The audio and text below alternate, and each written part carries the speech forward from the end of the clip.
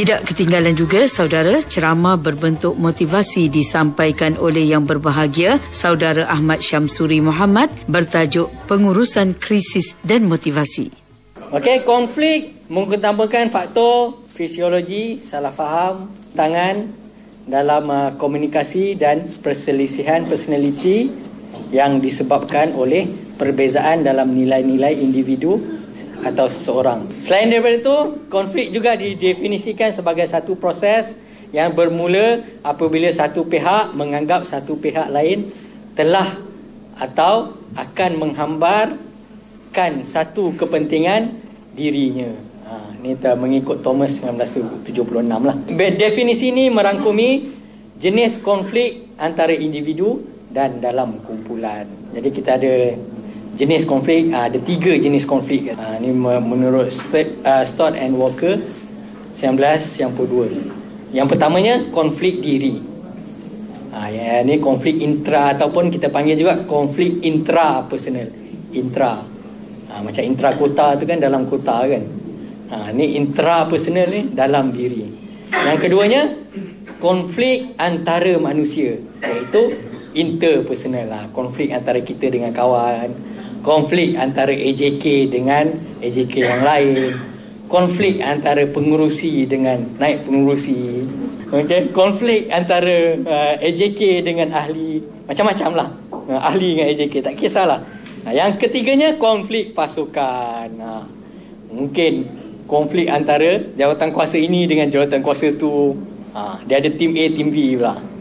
Okey, yang pertama kita tengok konflik diri. Okey, konflik ini bersifat persendirian atau antara diri sendiri. Dalam tugasan dan kehidupan harian, kita kadang-kadang perlu membuat keputusan yang melibatkan banyak alternatif.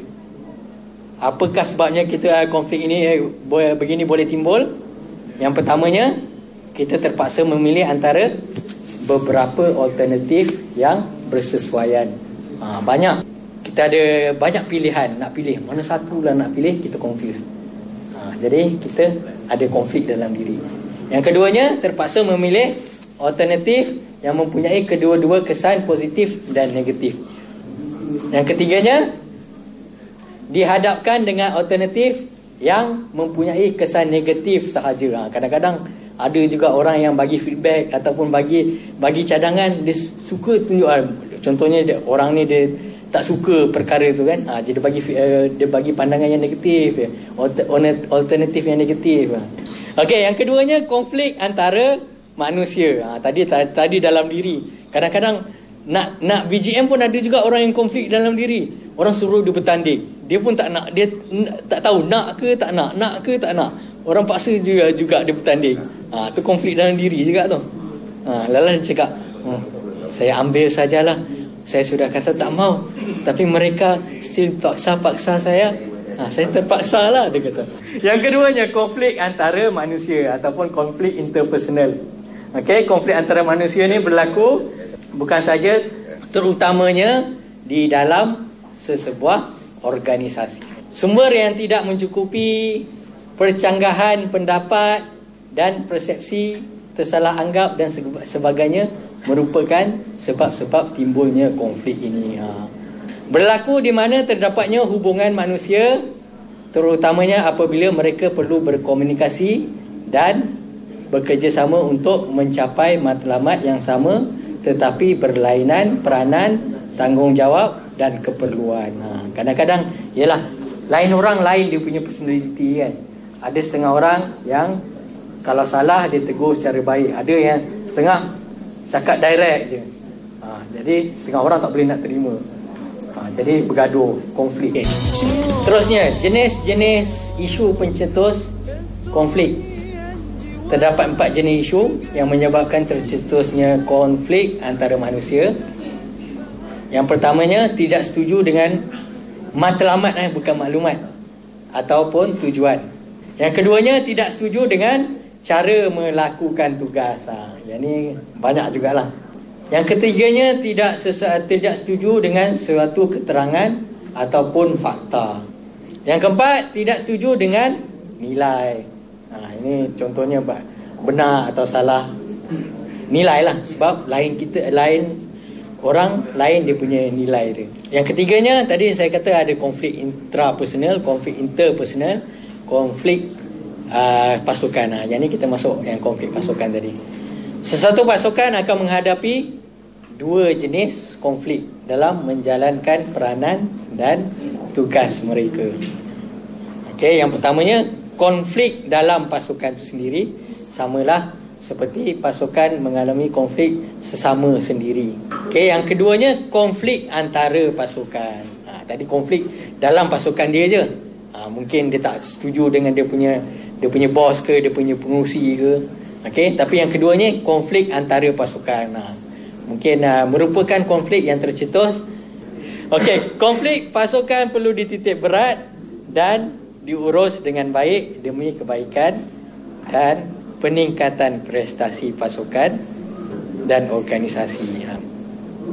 Yang keduanya, keputusan yang berkualiti tinggi terhasil dari usaha penyelesaian konflik. Kadang-kadang contohnya presiden campur tangan nak selesaikan konflik, kalau boleh dia nak dapatkan hasil yang terbaik, nak puaskan hati kedua-dua pihak. Jadi hasilnya insya-Allah yang terbaik. Yang ketiga, lebih banyak alternatif yang dijanakan.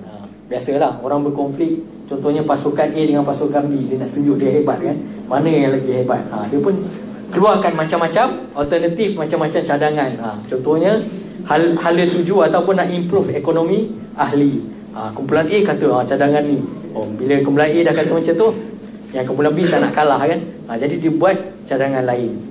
Lalas banyak alternatif yang dapat dijana. Yang keempat, menjelaskan pelbagai pandangan yang berbeza. Yang kelima, membantu individu memahami gaya penyelesaian konflik sendiri. Yang ini nanti saya akan terangkan dengan macam mana kita nak menyelesaikan konflik. Keenam, menguji dan meluaskan keupayaan ahli pasukan. Bila konflik ni banyak menguji kita sebenarnya. Kita punya tahap keyakinan diri, kita punya tahap ketahanan diri. Sebab memang kadang-kadang bila kita berkonflik, contohnya di tempat kerja, dalam organisasi, kadang-kadang dia, contohnya sebelum ada konflik, sebelum ada masalah, semangat nak kerja, tapi bila ada konflik setengah-setengah orang tu, kalau yang tak tahan, dia dah rasa demotivated, jadi malas nak kerja. Buat apalah buat kerja, buat apa nak buat bagus-bagus, orang tak appreciate juga, dia kata. Okey, seterusnya strategi menangani konflik. Yang pertamanya, kadang-kadang orang buat dia pengilakan. Okey.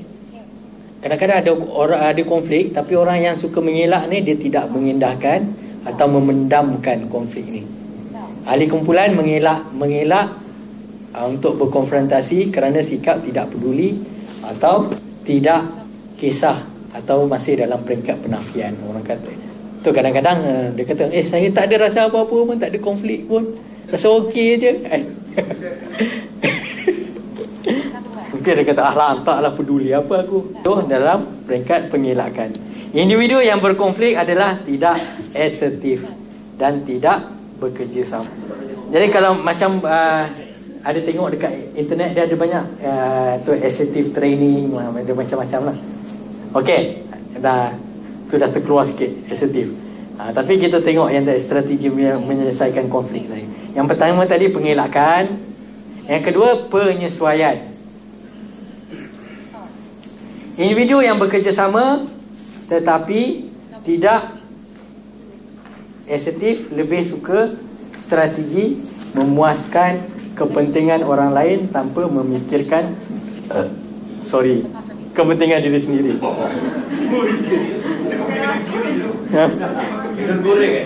Minum goreng dengan sandwich.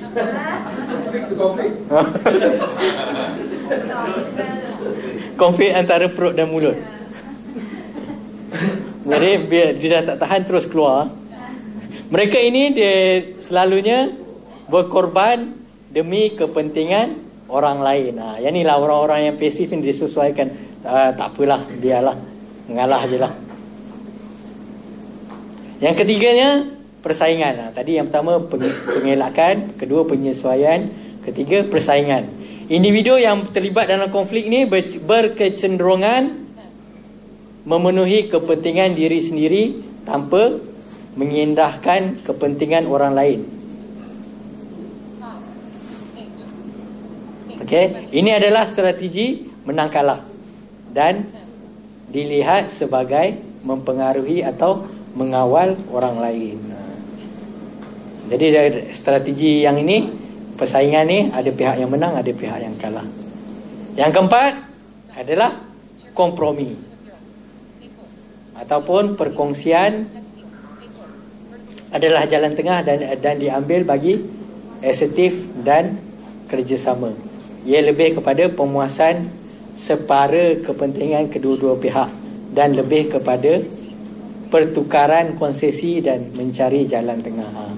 Dia nak perhatikan yang grup ni dapat sikit, yang grup sana dapat sikit.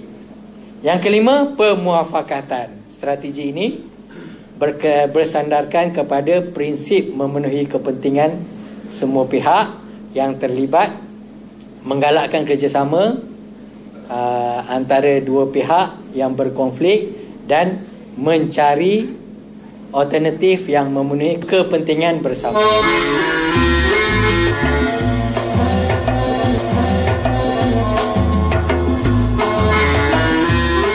Akhir sekali, saudara, kursus ini telah dirasmikan penutupnya oleh Yang Berhormat Datuk Wira Haji Idris bin Harun, Ahli Parlimen Tangga Batu.